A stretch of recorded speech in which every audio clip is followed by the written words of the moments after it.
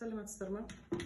Бүгінгі сабақтың тақырыбы бас пен мойынның анатомиясын жалғастырамыз. Соның ішінде ауыз қуысы, ауыз қуысының қабырғалары, оның ішінде тіл, тістер, одан кейін жұтқыншақ, мұрын қуысы, мұрын қуысының қабырғалары, одан кейін көмей және қалқанша жанындағы бездер. Міне осы құрылымдарды біз қазір талдайтын боламыз. Ең бірінші ауыз қуысынан бастайық. Ауыз қуысын біз екіге бөлеміз. Ауыз қуысының кіреберісі вестибулюм орис және меншікті ауыз қуысы кавум орис проприя дейміз. Вестибулюм ористі қараңыздар, алдыңғы жағында жоғарғы төменгі еріндер, арт жағында тістер немесе қызыл иек. Бұл кіреберіс кішкене ғана саңылау болғанымен, бұл саңылауға үлкен ірі сілекей безінің түтігі ашылады. Ол қандай сілекей безі екен? Ол шықшыт безі, гландула паротидея. Яғни ол ұртты тесіп өтіп, жаңа безіміз орналасқан жерін білесіздер, жаңа құлақ деген арасында орналасқан ғой, ұртты тесіп өтіп, екінші малярға қарама қарсы ашылады екен. Сондықтан стоматолог емдеу кезінде осы кіреберіске не қойып қояды екен? Тампон қойып қояды екен. Және осы кіреберісте екі жүгеншік бар. Қараңыздар, мына суретке назар аударыңыздар.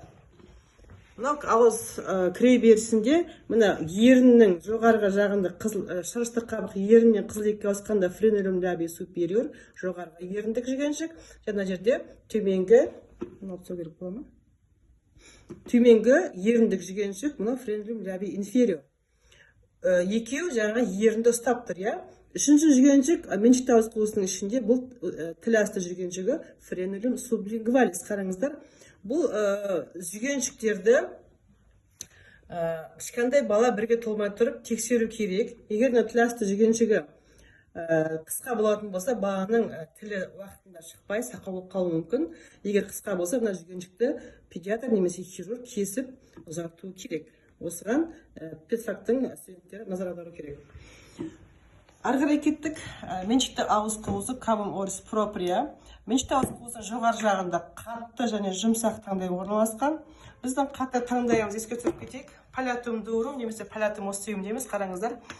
Қатты таңдайымыз негізі 4 сүйектен құралған. Алдыңғы жағында тұрған мынау жоғарғы жақ сүйектің таңдайлық өсінділері процессус палатинус ос максиллярис және арт жағында тұрған 2 сүйек таңдай сүйектің көлденең табақшалары. Мына біздің таңдай сүйегіміз Г әріп сияқты болып тұрған, ламина перпендикулярис ос палатинус арасында мынандай жік болады екен. Жік арқылы қосылған. Егер эмбриогенез кезінде мынау жоғарғы жақ сүйектің таңдай өсінділері бір-біріне бітіспей қалатын болса, балада таңдай жырықтайды, немесе қасқарауыз дейді. Алғаш роддомда бала емген сүті мұрнынан шығатын болса, педиатр тексеріп, таңдайында жырық бар ма, жоқ па тексеру керек.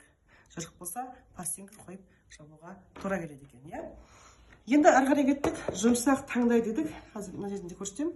Мына жұмсақ таңдайымыз біздің 5 түрлі бұлшықеттен тұрады екен, Қараңыздар, мына суретте мына ең жақсы көрініп тұрған мынау несі тілшік увуля, тілшік деген бұлшықет бар, мускулус увуля.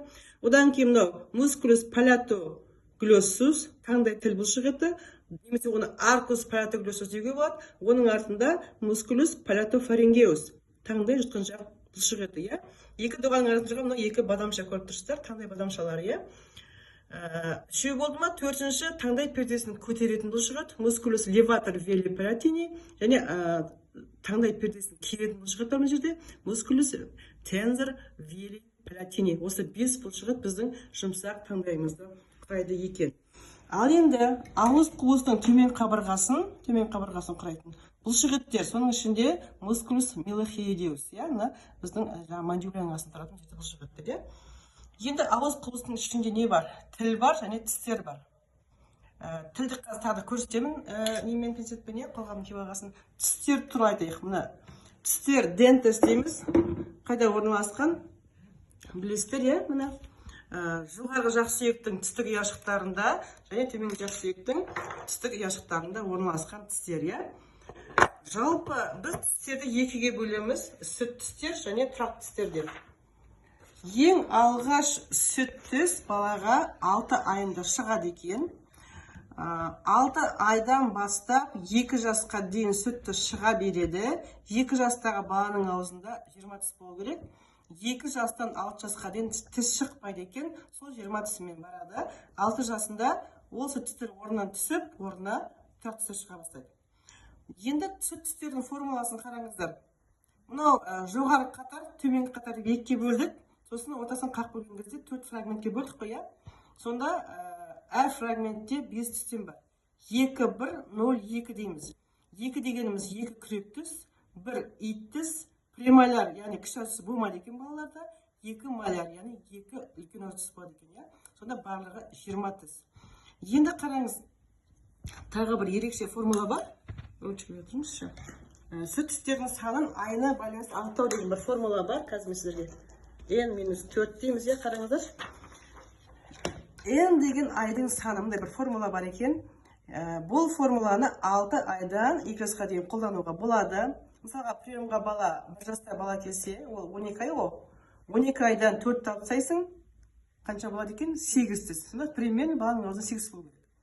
Мысалға, приемға 8 айлық бала келді, примерно аузында 4 түс болу керек. Яғни осы формула арқылы шамамен қанша түс болу керектігін анықтап білуге болады екен. Сөйтіп, 2 жастан бастап 6 жасқа дейін сүт түстер саны шықпайды дедік жаңа. Енді ары қарай тұрақ түстер шыға бастайды, міне. 6 жастан бастап тұрақ түстер шыға бастаған кезде, ол шамамен 15 жасқа дейін тұрақ түстер шығады да, ары қарай 28 түспен жүреді, ары қарай 17-18 жасында соңғы 4-еуі шығады ақыл түстер барлығы. Сонда 17-18 жасында адамның аузында 38 болу керек. Яғни тұрақ түстердің формуласы 2-1, 2-3 дейміз. 2 күрек түс, 1 ит түс, 2 премоляр, 3 моляр. Үшінші молярымыз жаңағы ақыл түс. Ол ақыл түс 18 жаста шықпайтын болса, 20 жаста шығуы мүмкін, 60 жаста шығуы мүмкін. Және тағы бір қызығы, адам жүзге толған кезде 100 жасында 3-ші рет түс шығады екен жаңадан. Түсінікті, сонда мына 2-1, 2-3 дегеніміз тұрақты түстердің формуласы екен.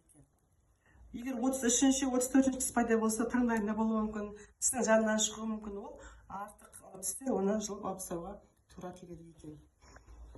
Енді ары қарай кеттік. Тілдер туралы айтамыз қазір. Тіл лингва латынша, грекше глосса. Егер тіл қабылса, біз глоссит дейміз, грекше атынан алынған. Біздің тіліміздің 3 бөлімі бар.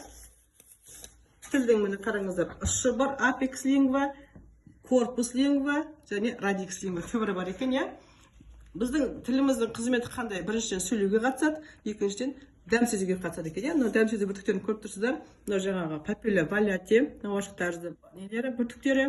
Мынау саңырауық тәрізді кішкентай көріп тұрсыздар ма? Саңырауық тәрізді коница дейміз, сосын фунгиформис және жіпше тәрізді фолиаты дейміз. 4 түрлі жаңағы дәм сезу бүртіктері бар екен. Мына енді қараңыздар, мына тінді. Мына тұрған лимфоидтер тін, немесе оны біз тіл бадамшасы дейміз. Көріп тұрсыздар ма, арасында крипталары бар, Тура осындай құрылым, мына таңдай бадамшасында да бар. Мына таңдай бадамшалар жаңа айттық қой, мына даваның арасында түрлі. Жалпы біздің аузымыз бен мұрнымыздың кіре берісінде 6 бадамша бар. Немесе оны орысша миндалина дейді ғой, Яғни адамның иммундық жүйесі әлсіреп, осы бадамшалар іріңдеген кезде біз тонзиллит деп диагноз қойып емдейміз. Сонда назар аударатын нәрсе, мына крипталардың арасының бәріне ірің тұрып қалуы мүмкін. Сондықтан немесе ангина кезінде адамда неге 39-40 градус салып тұрады, ол ұзақ тұрмау үшін біз мына арасындағы іріңді бүйтіп алып тастауымыз керек. Алмасақ, ол 40 градуспен 2-3 күн жүріп, ақырында асқыну болуы мүмкін. Жүрекке кетуі мүмкін, асқыну бүйрекке кетуі мүмкін деген сияқты, Енді тоқталып кетейін, тіл бадамшасы тақ, таңдай бадамшасы жоқ. Одан кейін жұтқыншағымыз ғой, біздің жұтқыншақтың мұрындық бөлігінде жұтқыншақтың жаңа тесігі бар міне. Есі түтігін тесігі да, естақ түтігі дейміз ғой. Осы жерде түтіктік бадамша бар, жұп, Сосын жұтқыншақтың күмбезінде жұтқыншақты бадамша бар, ол тақ. Сонда қарап тұрсақ, ауыз бен мұрынның кіре берісінде барлығы 6 бадамша сақина түзе отырып, организмнің сақшылары сияқты, жаңа иммундық жүйе сақшылары ғой, енді микробтарды нейтралдап тұрады екен. Бұлар жұмыс істемесе, олар қабынып, істейді, иммундық жүйенің әсер ететінін көрсетеді екен. Енді тілдің бұлшықеттеріне келетін болсақ, біздің тілімізде қаңқалық және меншікті 2 түрлі бұлшықеттер бар. Қаңқалық бұлшықеттер жаңағы сүйектерден басталады. Гениоглоссус, сосын мына жерде хиоглоссус деген бар, тіл сүйектен басталатын. Одан кейін үшіншісі жаңағы палеатоглоссус, және стилоглоссус деген бар. Сама сүйектің біз тәрізді өсінен басталатын бұлшықет. өзінің меншікті бұлшықеттері жаңағы мықты жаңағы тығыз тін құрай отырып, қараңыздар, вертикальды бұлшықеттер, көлденең бұлшықеттер, мускулез трансверс, сосын жоғарғы бойлық, төменгі бойлық бұлшықеттер, 4 түрлі бұлшықеттер болады, меншікті бұлшықеттер, иә. Енді ары қарай кеттік, жұтқыншақ дейміз, иә. Фаринкс.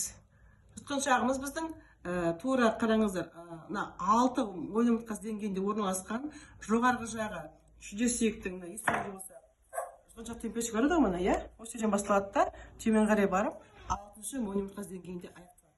Жұтқыншақтың жалғасы өңеш, иә. Жұтқыншақты біз үшке бөлеміз. Жоғарғы бөлігі парс назалис, мұрындық бөлігі, ортаңғы бөлігі парс оралис, ауыздық бөлігі, одан кейін парс ларингея. Мына жерде көмен тұрады дейді, алтын жағында, көмен тұрады екен бай. Сосын оны парс ларингея дейміз, иә. Енді мұрындық бөлігін ерекшелігін жаңа айттық. Мұрыннан кірген ауа ары қарай жаңағы ауыздық бөлікке, одан кейін көмейге барады ғой. Және ауа ары қарай тағы қайда барады екен? Құлаққа барады екен. Не арқылы? Евстахи түтігі арқылы.